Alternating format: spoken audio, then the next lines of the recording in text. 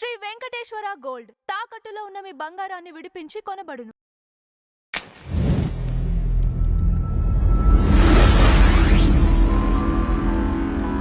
నమస్కారం గురుదేవ. శ్రీమాత్రే నమః.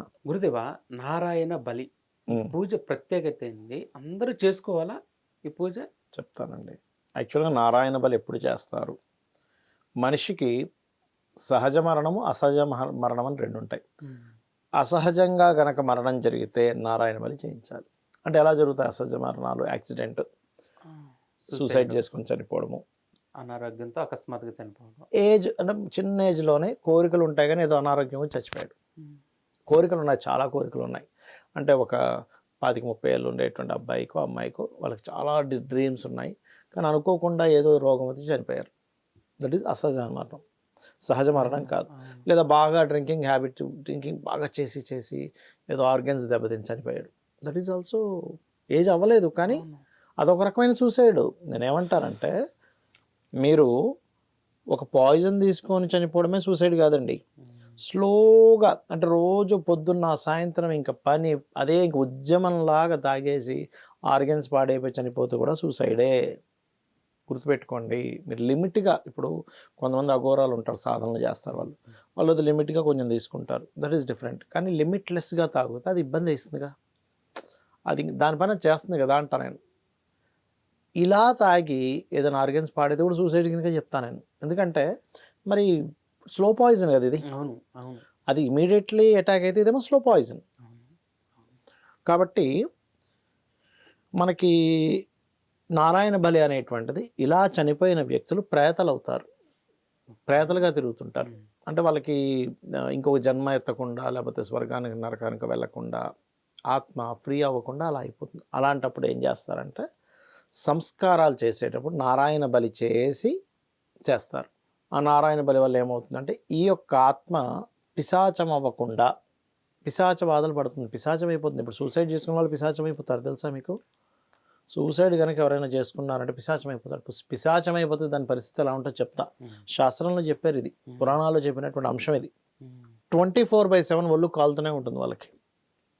బర్నింగ్, దాహం వేస్తుంది, నీళ్ళు తాగలేరు, ఆకలి వేస్తుంది, అన్నం తినలేరు, ఏవో కోరికలు పుడుతుంటే ఏమీ తీర్చుకోలేరు.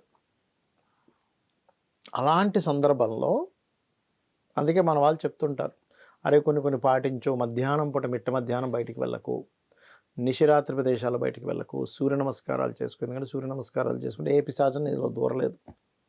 లేదా ఒక దేవతా ఉపాసన కనుక చేయగలిగితే ఏ పిశాచం నీలోకి దూరలేదు.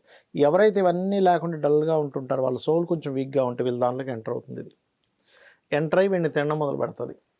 అందుకే ఆ వ్యక్తి అప్పటి నుంచి మార్పులు వచ్చేస్తాయి. ఎక్కువగా లేడీస్ పట్టుకుంటాయి ఇవన్నీ కూడా, జెంట్స్ కంటే కూడా. అందుకే స్త్రీలని పర్టికులర్గా, అమ్మ మీరు పొద్దున్నంత ఎంత ఫ్యాషన్గానే ఉండండి పర్లేదు, కానీ సాయంత్రం అయితే కాస్త ఇది ముడి వేసుకోండి అని చెప్తారు. ఫ్రీగా వదలకూడదు సాయంత్రం తర్వాత. ఎందుకంటే వాళ్ళ యొక్క జుత్తు కొసల నుంచి ఎంటర్ అవుతుంది.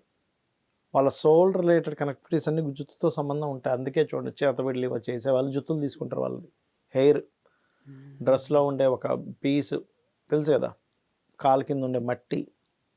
ఎందుకు అంటే ఇవి దీని ద్వారా ఎంటర్ అయ్యేవి, దీని ద్వారా ప్రయోగం చేసేటువంటివి ఉంటుంది. అందుకని ఇలా ఎవరైనా మరణించినప్పుడు నారాయణ బలి కార్యక్రమం చేస్తారు. దీన్ని నారాయణ బలి కార్యక్రమాన్ని మనకి గోకర్ణలో ఎక్కువగా చేస్తారు. క్షేత్రస్థాయి కదా. అంటే ఏంటంటే, ఎందుకు అక్కడే చేస్తారండి, ఇక్కడ ఎందుకు చేయరు అంటే, నారాయణ బలిలో ఆత్మని పిలిపించడం జరుగుతుంది, ఆ సోల్ని. ఇప్పుడు చేసే వ్యక్తి కనుక అంత పొటెన్షియల్ లేని వ్యక్తి అనుకోండి, అది వచ్చి వీళ్ళకి అటాక్ చేస్తుంది. అంటే చిన్న ఎగ్జాంపుల్ అండి, ఒక వైర్ కలుపుతున్నాం, లోపల పవర్ ఉంది, దాన్ని ఎంత జాగ్రత్తగా కలుపుతాం మనం. చేతికి గ్లౌజెస్ వేసుకుంటారు, కాళ్ళకి చెప్పులు వేసుకుంటారు, ఆపేసారు లేదు చూస్తారు, అప్పుడు కలుపుతారు. అది కలిపే విధానంలో ఏమాత్రం తప్పైనా ఏమవుతుంది, ఫీజులు ఎగిరిపోతాయి. అలాగే గోకర్ణలో ఏంటంటే, అక్కడ ఉండేటువంటి ఎనర్జీ, ఆ ఈశ్వర శక్తి ఏదైతే ఉంటుందో, అక్కడ చేసే వాళ్ళు ఆ ఆత్మ అటు ఇటు ఏదో పిచ్చిగా వెళ్లకుండా దాన్ని సరిగ్గా మోక్షంలోకి వెళ్ళడానికి దట్ ఈస్ అ ప్లేస్. అర్థమైందా? అది ఏంటంటే కొన్ని ప్లేసెస్, కొన్ని ప్రక్రియలు చేయడానికి మోస్ట్ పవర్ఫుల్ ప్లేసెస్ అయి ఉండాలి. అన్ని ప్లేసెస్లో అన్నీ మనం చెయ్యలేము, గుర్తుపెట్టుకోండి. సో అందుకని చేస్తారు. ఇలా చేయలేని పక్షంలో ఏమవుతుంటుందంటే ఈ రకంగా దాని ప్రేత జన్మని ఎత్తేసి, అంటే ఎందుకు మరి ప్రేత జన్మతో ఎత్తింది మనకేంటి అనుకోవడానికి కాదు. మనకి పితృదేవత సంబంధించిన ఒక గణం ఉంటుంది. ఒక మనిషి మరణించిన తర్వాత అది పితృదేవత సంబంధంతో కనెక్టివిటీలో ఉంటుంది. ఇప్పుడు మరణించిన వ్యక్తి ఒక పిల్లవాడికి పాపం చిన్న ఏజ్లో తండ్రి చనిపోయాడు. ఇప్పుడు అతను ఇంటిని కాపాడుతూ ఉంటాడు. పిశాచం అయిపోతే ఏం కాపాడుతాడు ఇంటిని? సోల్ వేరు, పిశాచం వేరండి, రెండు డిఫరెంట్ థింగ్స్. అందుకని ఇలా మరణించిన వాళ్ళ కోసం నారాయణ బలి చేస్తారు.